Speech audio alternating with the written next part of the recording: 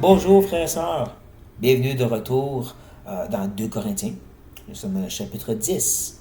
Nous voyons Paul faire une attaque directe contre les faux enseignants, les judaïsants. On l'a vu tirer des coups de canon dans la guerre qu'il veut faire. Maintenant, ça va plus un combat à main. Vous allez comprendre ce que je veux dire au fur et à mesure qu'on avance. Mais c'est bon de garder en tête justement que Paul est vraiment en train de se battre contre, de façon très directe maintenant.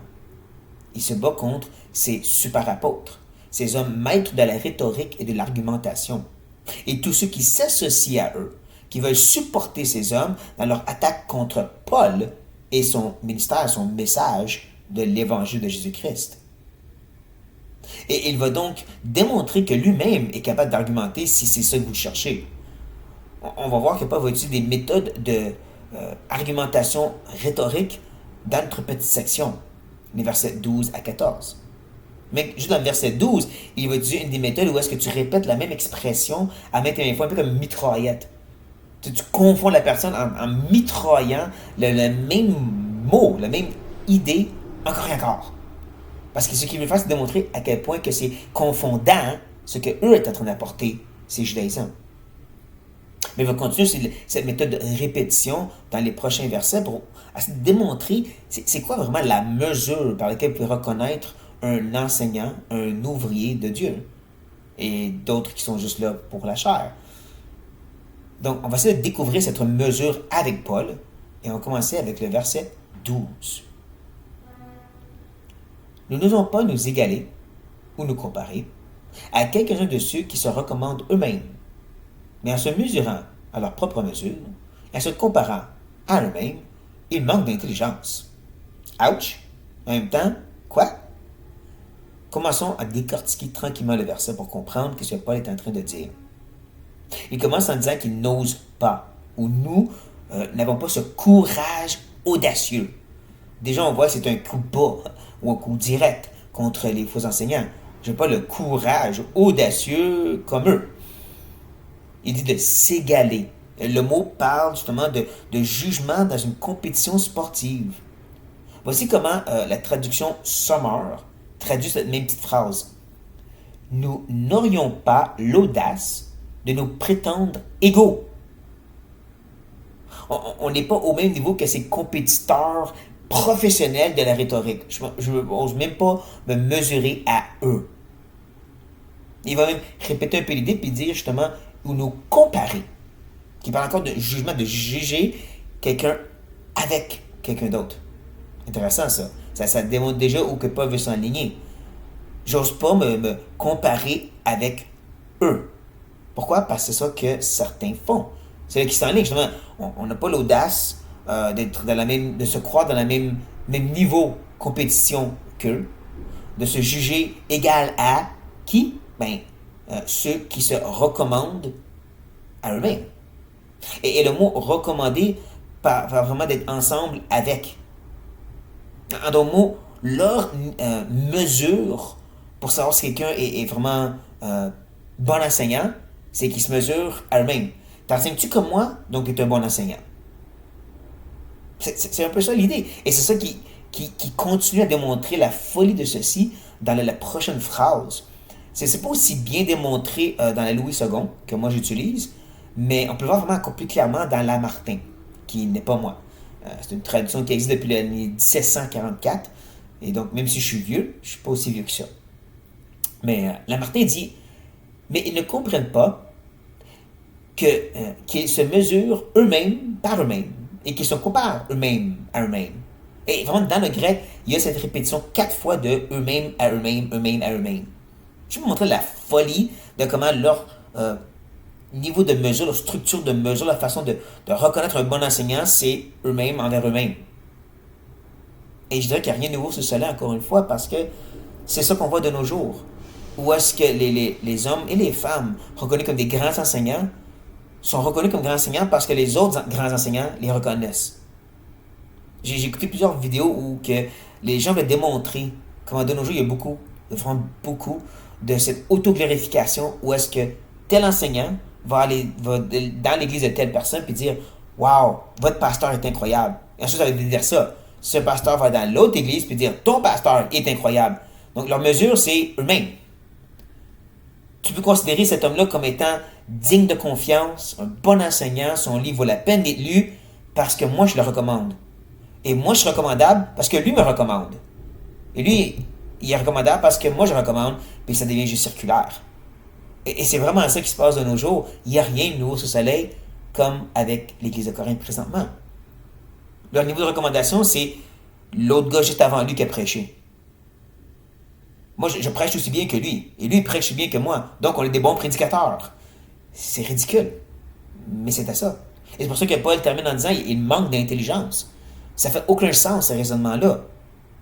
Et c'est pour ça qu'on doit répondre en retour. OK, Paul, si c'est pas ça la mesure par laquelle on peut reconnaître un bon enseignant, qui se recommande eux-mêmes, ben c'est quoi donc, Paul? Je vais vous le dire au prochain verset. Pour nous, nous ne voulons pas nous glorifier hors de toute mesure. Nous prendrons, au contraire, pour mesure, les limites du partage que Dieu nous a assignées, de manière à nous faire venir aussi jusqu'à vous. D'accord? Qu'est-ce qui est étudié là, Paul? On va le décortiquer. Tout il commence par un contraste. Pour nous. Ça, c'est eux. Voici comment nous, on trouve notre unité de mesure, qu'on reconnaît si on est recommandable. Et il dit justement, premièrement, nous ne voulons pas nous glorifier hors de toute mesure. Cette phrase, hors de toute mesure, a vraiment cette idée comme allant au-delà des limites de Dieu, allant par-dessus ou contraire à les mesures, la mesure qui a été donnée, qui est censée, qui est raisonnée. Donc, en d'autres mots, ce qu'il est en train de dire, c'est notre gloire ne se trouve pas dans autre chose qu'une façon de mesurer. Notre gloire ne se trouve pas dans nous-mêmes, mais dans le fait qu'il y a une façon de reconnaître. On n'a pas inventé une mesure, mais on utilise la vraie mesure qui existe. C'est ce qui veut dire par hors de toute mesure. On ne va pas réinventer la roue, mais on va se comparer à une structure de mesure qui existe déjà. Il va justement parler de les limites du partage. Le mot limite, c'est canon. Peut-être que vous reconnaissez un peu le mot. On l'utilise en français maintenant quand on parle du canon de la Bible.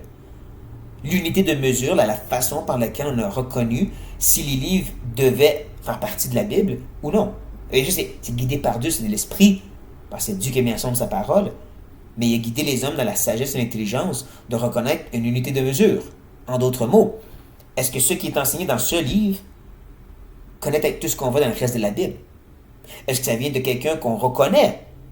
Par exemple, Paul. Même si l'écrit a été fait par quelqu'un qui se dit être Paul, est-ce que ce qu'il enseigne est, comme je dis, égal à ce qu'on voit dans le reste de la Bible? Un exemple de ceci, c'est, il y a quelques années, on a trouvé des supposément évangiles de Thomas et de Judas. Et là, tout de suite, tout le monde dit, waouh, d'autres évangiles, ils ont été cachés, voici d'autres vérités. Wow, attends une minute. Qu'est-ce qu'ils enseignent, ces supposés évangiles de Judas et de Thomas? Ben, Thomas n'enseigne pas les mêmes choses qu'on voit dans les restes des évangiles. Ça ajoute des histoires et des enseignements qui sont contraires aux enseignements de Jésus. Et pire était celle de Judas, où est-ce que c'est la pure gnosticisme. C'est cette idée de vérité mystique de Dieu à d'autres niveaux, puis d'autres niveaux, puis d'autres niveaux, qui c'est plus du tout ce que Jésus a enseigné. Et donc, l'unité de mesure, le canon, disait non, ces livres auraient dû jamais faire partie de la Bible. Parce qu'il disait des choses complètement contraires au reste des Écritures. Et donc, c'est un peu ça l'idée. Paul est en train de dire, on ne va pas hors de cette limite qui a été donnée par Dieu. Et là, c'est de découvrir c'est quoi cette limite qui veut dire. Mais cette limite, il dit, c'est selon le partage assigné de Dieu. Quoi? Mais voici comment le français courant traduit cette même phrase, cette même idée. Nous le ferons dans les limites du champ de travail que Dieu nous a fixé en nous permettant de parvenir jusqu'à vous. C'est quoi la limite, donc? C'est est-ce que nous avons pu œuvrer auprès de vous? Et pas juste est-ce que je suis venu à vous, mais est-ce que notre œuvre a porté fruit auprès de vous? C'est pas ça l'idée. Pour lui, la limite, c'est ça venait de Dieu parce qu'elle a porté fruit. C'est pas juste on est arrivé puis on a dit Dieu m'a envoyé. Dieu m'a appelé pour être prédicateur. Est-ce que ce que je prêche vraiment amène le changement que la Bible dit que ça devrait apporter. Pas juste un changement tout court. Hein, c'est pas juste que tu deviens moral ou tu as un paquet de règles. C'est le changement que la Bible dit. La transformation que la Bible dit qu'on se peut avoir. Hein, le cœur, les pensées, les désirs, les inclinaisons. Ressembler plus à Christ. Est-ce que c'est ça qui en est découlé? Et c'est ça que Paul utilise comme mesure. C'est ce qu'il dit, sa mesure. C'est ce qu'il veut dire par le partage assigné par Dieu. Que quand Dieu envoie quelqu'un, il y a un changement qui se fait qui est, comme je dis selon les Écritures, le changement que Dieu appelle la sanctification ou être transformé à l'image de Christ. Et quand Paul parle de Corinthe, il dit, on a des preuves de ceci. Non seulement l'Esprit était à l'œuvre quand j'ai quitté, puis vous avez toutes sortes de dons, mais en plus, vous étiez la première église à vouloir partager et donner pour les gens pauvres à Judée. Et ça, 1 an avant les autres églises. Au point que votre générosité les a motivés. Donc, ça, c'est un œuvre de Dieu. En plus, quand j'ai pointé vers certains péchés qui dominaient votre église, dans 1 Corinthiens, il y a une énorme repentance, comme on l'a vu dans le chapitre 7.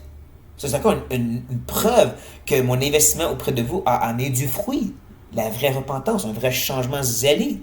Au point que même Tite, qui questionnait, qui doutait, a dit non, je le vois là, c'est vraiment de Dieu. Les preuves sont là. C'est pas juste que c'était une bonne prêche que les gens ont dit waouh, youhou, mais ça a changé des vies. Et ça, selon le changement que Dieu partage dans sa parole. Encore, que tu ressembles plus à l'image de Christ. Une vraie sanctification. C'est ça la mesure que Paul utilise. Donc, comme il dit, c'est pas est-ce que d'autres prédicateurs ont approuvé mon message? Est-ce que d'autres ont dit t'es vraiment bon, Paul? Non. Est-ce que ce que j'ai dit et comment je me suis investi, moi et mon équipe, a changé vos vies? Et bien sûr, la réponse est oui. Absolument. Et c'est là que justement j'utilise l'image du combat à main, ou si vous voulez, combat d'épée, l'escrime. Où est-ce que le premier coup, verset 12, c'était Paul qui arrivait avec justement un bon coup pour sonner, faire reculer un peu les faux enseignants.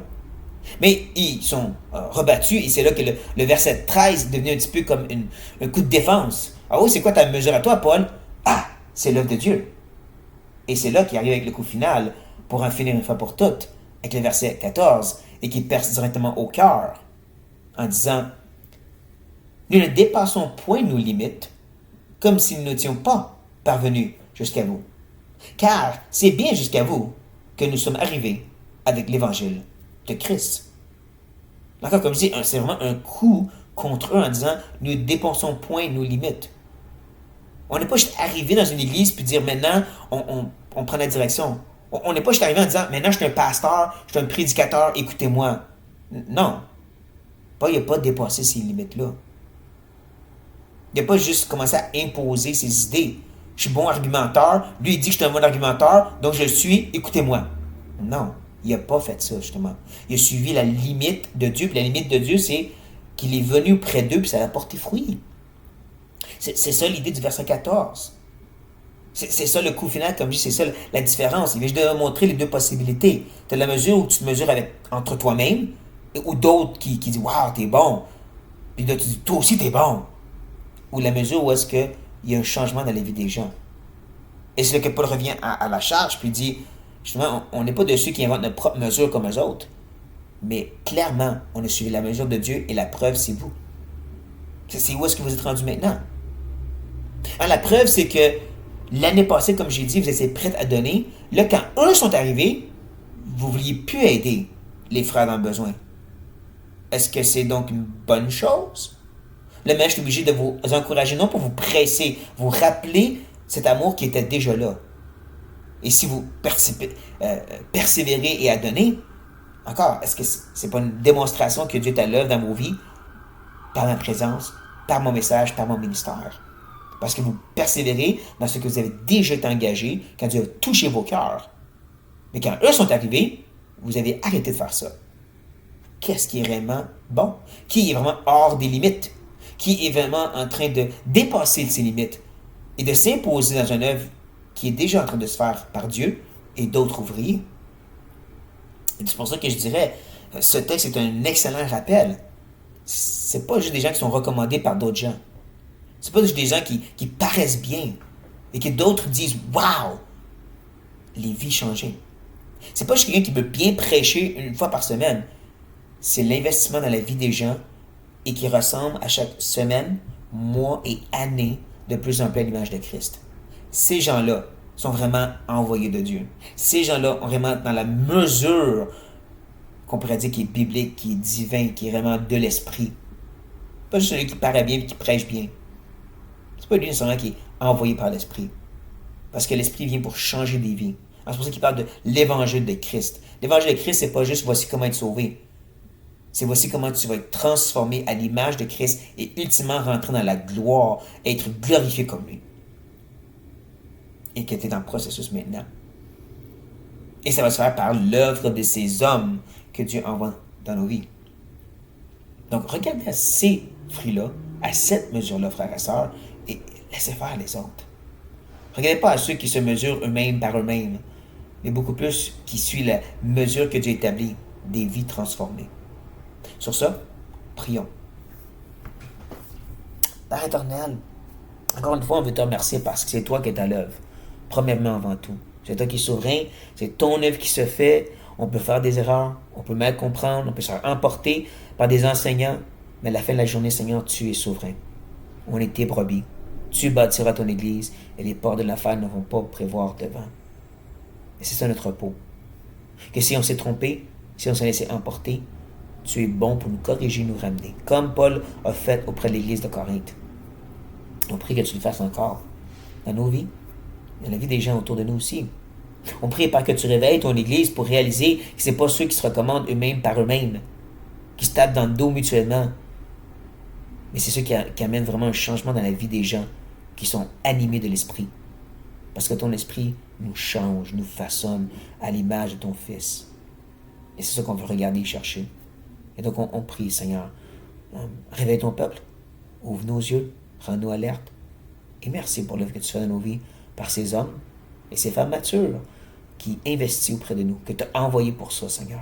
On te loue et on prie tout au nom de Jésus-Christ. Amen. Et sur ce, frères et sœurs, comme toujours, si vous avez apprécié, laissez-moi savoir. Et sinon, soyez honnêtes, je veux la vérité. Mais ce que je désire surtout, c'est que vous lisiez la Bible, que vous retournez aux Écritures, parce que c'est ça la source de vérité. C'est ça la mesure qu'on lui faut. Donc sur ça, soyez bénis.